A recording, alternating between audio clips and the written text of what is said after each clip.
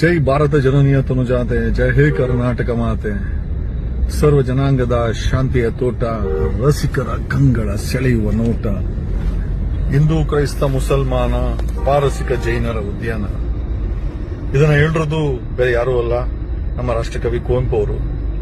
ರಾಷ್ಟ್ರಕವಿ ಕುವೆಂಪು ಅವರ ಇಳಿದನ್ನ ಸಿದ್ದರಾಮಯ್ಯ ಅವರು ಬಾನು ಮುಷ್ತಾಕ್ ಅವರನ್ನ ಈ ದಸರಾ ಉತ್ಸವಕ್ಕೆ ಮುಖ್ಯ ಅತಿಥಿಯಾಗಿ ಅವ್ರ ಕೈಲಿ ಉದ್ಘಾಟನೆ ಮಾಡಿಸ್ತಾ ಇರೋದನ್ನ ನೋಡಿದ್ರೆ ಬಸವ ತತ್ವಗಳನ್ನ, ಕುವೆಂಪು ತತ್ವಗಳನ್ನ, ಅಂಬೇಡ್ಕರ್ ತತ್ವಗಳನ್ನ ಎಲ್ಲ ಒಟ್ಟಾಗಿ ಪಾಲಿಸುವಂತ ಒಂದು ಸಮಯ ಬಂದಿದೆ ಅಂತ I really thank chief minister ಸಿದ್ದರಾಮಯ್ಯನವರಿಗೆ ನಾನು ಥ್ಯಾಂಕ್ಸ್ ಹೇಳ್ತೀನಿ. Because for choosing this Banu Mushtaq ಅವರನ್ನ. It's a great pride for our soil. ನಮ್ಮ ಈ ಮಣ್ಣಿಗೆ ಒಂದು ದೊಡ್ಡ ಹೆಮ್ಮೆ. ಬಾನು ಮುಷ್ತಾಕ್ ಅವ್ರ ಕೈಲಿ ಅದನ್ನ ಉದ್ಘಾಟನೆ ಮಾಡಿಸ್ತಾ ಇರೋದು.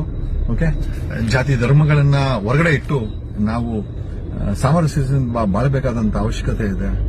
ಕುವೆಂಪು ಅವರ ಸಿದ್ಧಾಂತಗಳನ್ನ ನಿಜವಾಗ್ಲೂ ನಾವು ಪಾಲನೆ ಮಾಡೋದು ಮತ್ತು ಇಂಪ್ಲಿಮೆಂಟೆಡ್ ಎರಡೂ ಮಾಡೋದನ್ನ ಬಾನು ಮುಷ್ತಾಕ್ ಅವರ ಕೇಸಲ್ಲಿ ನಾವು ನೋಡ್ತಾ ಇದ್ದೀವಿ.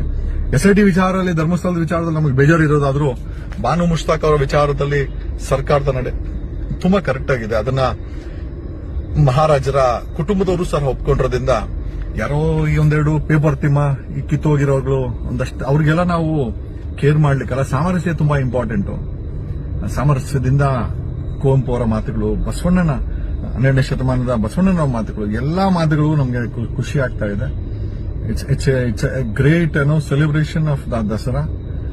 ಅಲ್ಲೇನು ಅದೇ only thing is like it's a great message from CM Siddaramaiah. Thanks a lot, love you all. ನಮಗೊಂದು ಹೆಮ್ಮೆ ಬಾನು ಮುಷ್ತಾಕ್ ಅವ್ರ ಕೈಯಲ್ಲಿ ದಸರಾ ಉತ್ಸವವನ್ನ ಉದ್ಘಾಟನೆ ಮಾಡ್ತಾ ಇರೋದು. Thank you.